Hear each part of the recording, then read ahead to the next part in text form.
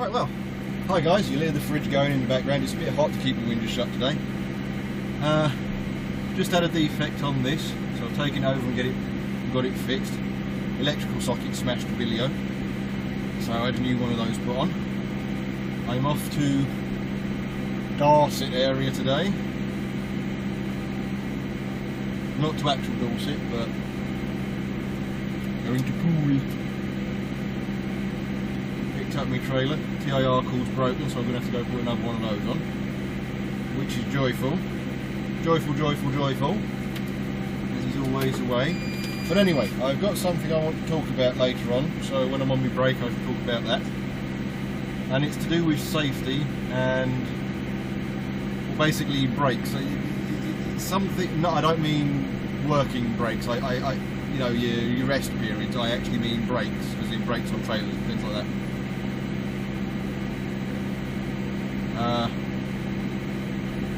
So I should be covering that in a while. I read an article on something and I was just asked a question today by somebody. So I should be covering that a bit later on. But as for now, I better get going, get the TIR cord on. Keep forgetting my number plate. I'm in an Axor today, so woo! And then get back up and get out onto the road. I shall do some sped up footage, forward facing, and then see you most likely when I'm at my destination and discuss a safety issue that I've been coming across recently and article I read. So I shall see you in a while.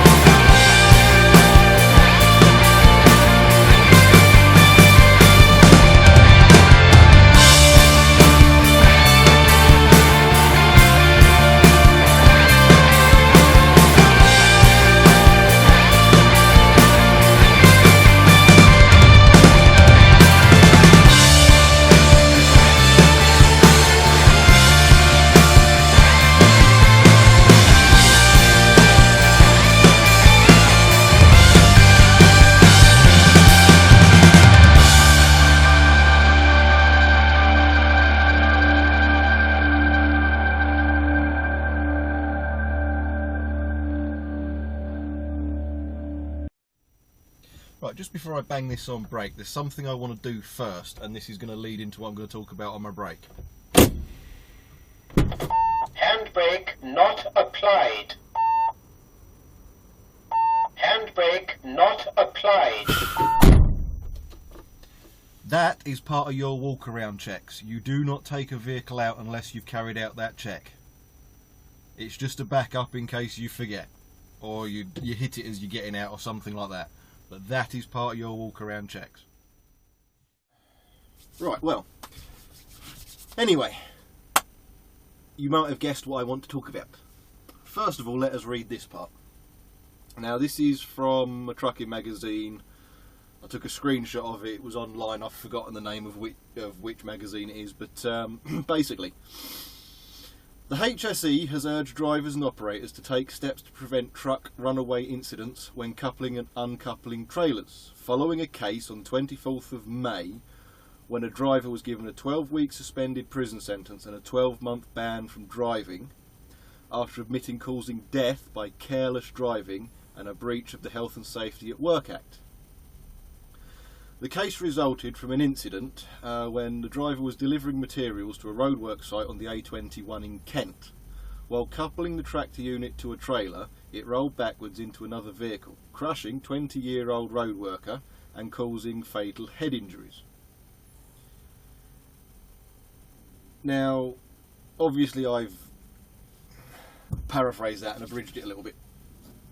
I didn't want to read it all word for word. I didn't want to put names in this or anything like that. There's a few things there. In order for that to have happened, the driver must have been very stupid and exceptionally thick. You just heard the warning when I was getting out, when I opened the door with the handbrake off. Think about that for a second. All trucks, all units are fitted with something like that, and you have to check to make sure it's working. If it's not, it's a defect. Now, I don't say that lightly. I say it for the simple fact I've been agency for 7 years and I've driven for a number of different companies, and all of them have something similar to that warning. Now, a couple of things. Because of the safety aspect of this, and it is a very common occurrence, virtually every other week, where if you get a trucking magazine, a truck driver's magazine of whatever description you want to buy, virtually every other week there will be a story, whether it's a large story because somebody died or a small little story about somebody causing an upsy-daisy against a car because of it. It's very common. Now, I saw something play out that could have been serious, very serious, at one of the sites I was at a little while ago. And that was when a driver was hooking up. He was split coupling a curtain sider. Absolutely no point in doing that whatsoever. And when he went to go back onto the pin, the brake wasn't on the trailer and everything moved back. Now, if the brakes had been slightly dodgy on that trailer when he stopped the unit, your Suses are done, everything. So there are a lot of instances of things like this happening. So what I'm going to do is I'm going to tell you, if for example you've put the handbrake on but it's a bit dodgy, you slam the door, maybe you're in a bad mood and the handbrake's come off, okay, what to do in that situation. Now let's say you've hooked up to your trailer, you've got out, slammed the door, handbrake's come off but the trailer brakes are on. Trailer brakes are fail-safe. If there are no airlines connected to them, then the brakes should be on. It's a kind of a fail-safe. However, that doesn't necessarily mean to say that when the lines get reconnected, the brake lever is out. It could be in, and therefore the brakes will come off. So you'll get out, close the door, handbrake comes off. You're not going to hear that warning. You walk round, you put the airline on, but you haven't checked the brake on the trailer. So as soon as the airline goes on, all the brakes come off, you're moving. What do you do? Pull the airline back off. Done. The other one is, let's say the brake was on. You put the airlines on, job's good. You've wandered round, wound the legs up, done all your bits and bobs. Now you're pushing the brake in, so you're taking the brake off. Okay? When you do that, keep your hand on it for a few seconds afterwards. Reason being, if the vehicle starts to move, pull it back out again. Take this very seriously. People get killed. I just read part of a story, admittedly abridged, but I read part of a story in a trucking magazine. People get killed because of this. There's no ifs, there's no buts, there's no maybes. When you start your day, you check to make sure that when the handbrake's off, you open that door, there is a warning beeper of some description. And then if you are hooking up and for whatever reason the handbrake has come off, I suppose it can happen. Pull the airline off if you start moving. Keep your hand on the brake release for a few seconds. If it starts moving, pull the brake back on. Done. Do not ever try and run round and get in the driver's door. I worked on a site once where a foreign driver did that. Everything started rolling and he ran for the door. He got halfway in when the door ran past a pole and closed, with him halfway in, halfway out. He didn't survive.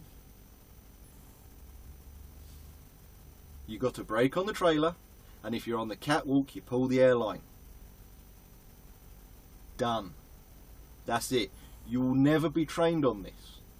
You will be trained on how not to forget. You will be trained on blank. Brakes, legs, airlines, number plate, kingpin. Brakes always on. Always check the brake. That's how you'll be trained. Because that's the way they want you to do it. You will not be trained on, well, what happens if something goes wrong?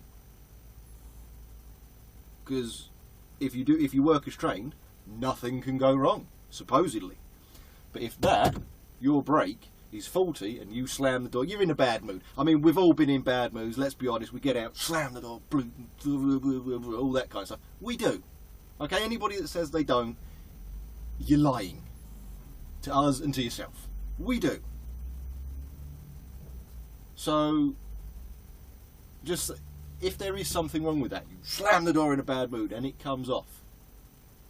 Okay, let's say that can happen. Let's just say that it can. Okay? You're now on the catwalk, airline's on, everything starts moving. Oh, bloody hell. Just pull the airline back off. That's all you have to do. That will dump all the air, the failsafe will come on the trailer, all the brakes will come on, and everything will stop. Yes, you might need a new pair of underwear. You might need some other trousers. You might be going, oh, effing and blinding like a good one. But that's all you do. If you don't do it, if you sit there going, oh, what's going on, and all that kind of stuff, somebody can get killed. And if you try and get in, and it rolls past a telegraph pole, a lamp post, or whatever, you know, one of those bollards to stop you hitting things, and it closes the door as you're halfway in, and that did happen on a site I worked on, you die. Handbrake is not the only way of stopping these vehicles. The foot brake is not the only way of stopping these vehicles in that situation. You've got the brake on the trailer and you've got the airline. Done. And I have to hit that home because I'm continually reading stories like these. And it's just, it's freaking me out. Because training is done in a certain way, whether it's on your lessons and all that kind of stuff, or when you're, you know, site trained or whatever. And it is done on the principle of, if you work as trained, nothing can go wrong. It's a little bit like the driving lessons. I personally think that driving lessons should include advanced skid pan training, and you've got to get a certificate in that before you can carry on. Now, I've been yelled down by a few of my mates before now going, yeah, but if you drive according to the highway code, you'll never go sideways. What about ice, oil on the road, in extreme wet, What about then? What about when your tyre blows out? It does happen. You're going to go sideways then, aren't you? So I personally think you should do that. But that's not how it's done. You are told if you drive like this, nothing will go wrong. So how do you get out of things when the unforeseen happens? You know, what do you do then? There's so many people on the road who don't know what to do when a rear tyre goes on their car. They're just going to go, whoops, out, take everybody else out. Because they didn't know what to do. But they've got a driving licence. You know, I mean, how many of you watching me have ever been on a skid pan, let alone done any skid pan training? How many of you? None? Think about that. You know, there you are, trundling along, 70 miles an hour, your rear tyre goes. What's going to happen? Ooh, here we go. You know. And it's a case of, okay, you've got your sight training, whatever it may be, you've got your procedures in place. Yes, okay, this is how you do that, that's how you do this, you've got to remember blank, you know, all that, always make sure the brake's on, always double check it, so on and so forth. That's great, wonderful, trailer brakes are on, lovely. But then you've got shunters on the yard. Now shunters are picking up and dropping God knows how many trailers, it depends on the size of the yard. They could be doing 30 odd trailers an hour for a 12-hour shift. I mean, you're talking a lot of trailers being moved. Well, there's a fail-safe. You pull the red airline, the brakes come on the trailer. So a lot of shunters don't bother wandering round to where the trailer park brake is right at the back of the trailer to pull it out to make sure. You know, they put it in, drive around the yard, put it on dock, pull the red airline, do all of that and drive away. It does happen. Oh well, yeah, fail-safe brakes will come on, wouldn't they? What happens if they don't? What happens if the button doesn't come out? It's old, it's gummy, it's whatever. You know, it doesn't work. And then what happens if the next person goes on, slams the door in a bad mood, the handbrake comes off, he puts the airline on, trundle, trundle, trundle. Then what? What's the training then? So that's why I'm telling you this now. Because I read it all the time and I sit there and I think, it's okay, it's fine. Training is great, it's wonderful, you know, always make sure the brake's on. But they never tell you what to do if the worst should happen. And unfortunately, people do die as a result. But there you go, that's that little bit done. So I hope I've saved lives by saying that.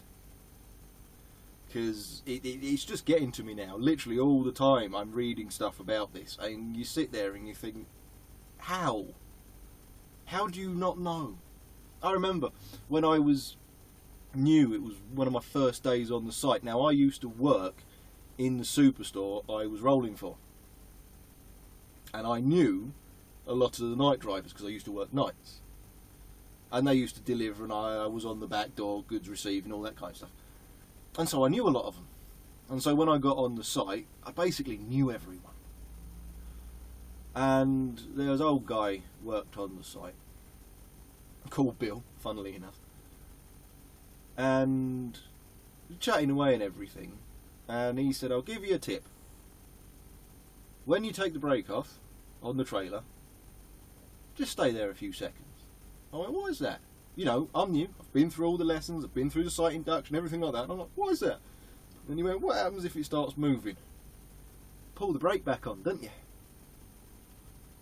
I'm a relatively intelligent guy, but even I didn't think about that. So from my personal experience, I know that you don't think about that. You take the brake off and you start walking away. All of a sudden everything starts rolling away. You're like, oh crap, crap, crap, crap. First thing you think is get in the cab and put the brake on. That can cut you in half. So I just thought I would do this bit because it's been bugging me ever so slightly. But anyway, that's that. I'm now on my brake. Successfully delivered everything. Oh, My brake's only been going 15 minutes, so it's not. I haven't been prattling on as long as normal. I shall have to see if I can fix that. But no, S125-ish on my last upload. Thank you for correcting me. I didn't know Denmark is in the EU. They're just not in the Euro. That's perfectly fine. Like I said, I wasn't trying to start a debate in the last video. I was just merely trying to point out the things that have been making me laugh during this entire referendum campaign. There's quite a few of them. But I just wanted to prattle on about something yesterday, so there you go. That's what you got. But anyway, thanks to you for pointing that one out, because I knew Norway and Switzerland weren't, but you know, I don't know absolutely everything. I know a little about a lot, not a lot about a little. That's the way I describe it to people. I'm not an expert on any single thing. I just know a little bit about most things. But yes, I've got to phone up before I leave to find out whether they want me to go somewhere else. So obviously I won't be ending my day driving home. It will definitely be dark by the time I get home. I've ordered a new cradle for the camera, because obviously on my day off I had to stick, basically, hold on a second, I won't be using this again. I basically had to stick this on my passenger window and extended it out and turned it up like that, so it was on the passenger window style thing like that. Well, of course, you've just got the pillar in the way. And it's not a very good angle, to be fair. It's a really annoying angle, but as you know, that screw thread came out of there. So I've ordered another one of these. When it turns up, I shall just have it on the windscreen upside down. Well, obviously the camera will be the right way up, upside down, and then it'll just be normal forward facing. But unfortunately, the windshield on my car is just basically like that. And it's really annoying to try and get things level. It's a real pain, because the dashboard is kind of, well, weird like that, so I don't have too much room, and it's just so aggravating. But yes, I've ordered another one of those. And these cradles, you type in action cam cradle, look at that, that's coming out as well, so I've got to push that back in at some point. I'll fix that in a while. But these cradles, it's like fairy tears, these are. You put in, action cam cradle and everything, expecting things like this to come up, relatively cheap and cheerful, and they don't. They've got the all-round, all-encompassing one that you two little things hanging down there, and you put them on a little spindle, tighten it all up so you can move it all up. I don't want those. I don't need those. I need something with a screw in it. And of course, these cameras don't come with screw holes in them, unlike the Veo. The Veos do, which is one of the reasons why I like them. I've got everything I need, I just need the screw thread, and you can't find these. I had to buy a kit, all those little accessory kits and stuff like that, so I'm getting loads of stuff I don't want, I don't need, just to get one of these. It's bizarre. So, of course, you could probably go to Fleabay and find people who've got kit, but they're using them on bikes or that, and they don't need these, and they might be selling them for a couple of quid. But you never know whether they're broken. What's the point? It just causes carnage. You might as well just buy a new kit with one of these in, and jobs are good. But yes, I've got another one of those on order, so I should be able to do that. But like I said, I've got to phone up and find out where I'm going somewhere else. But whatever happens, I'm all the way down in Poole, so I won't be home. I won't be back in the yard until it's dark. So what I'm going to do is I'm going to end my day now. So thanks for watching. Like, subscribe, share about, do whatever it is you usually do. I shall see you in the next one, which is tomorrow. I do have a shift tomorrow. 13:15 I start, so that should be another relatively short one. Take care, and yes, have fun.